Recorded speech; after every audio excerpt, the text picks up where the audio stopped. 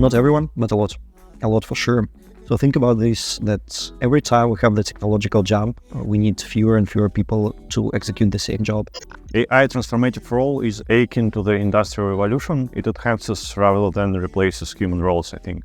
If you're talking about like say 600 or 700 years ago, it's a long start, you see, like I'm starting a very, very long story. Get prepared.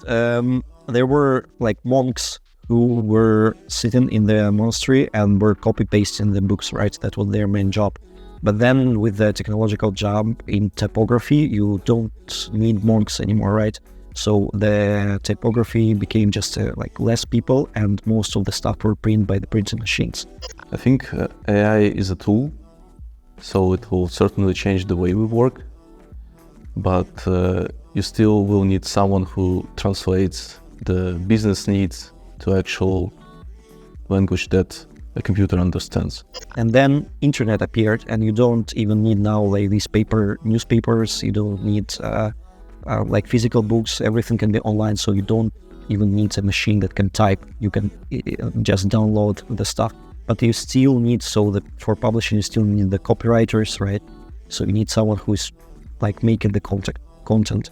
But now with the advancement of AI, you need less and less of these people. Like the Luddites' resistance to machinery or Uber drivers' concerns over autopilots, AI should be viewed as an augmentation to human capabilities, enriching our work and opening new innovation avenues. No, IT people will never be replaced, because then who will be writing the AI itself? I think we'll still remain as an interface between people who want something from the technology and the actual machines.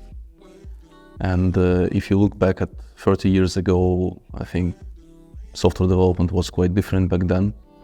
And AI will change it as well. But I don't think that IT people will become obsolete or something. We'll still need those.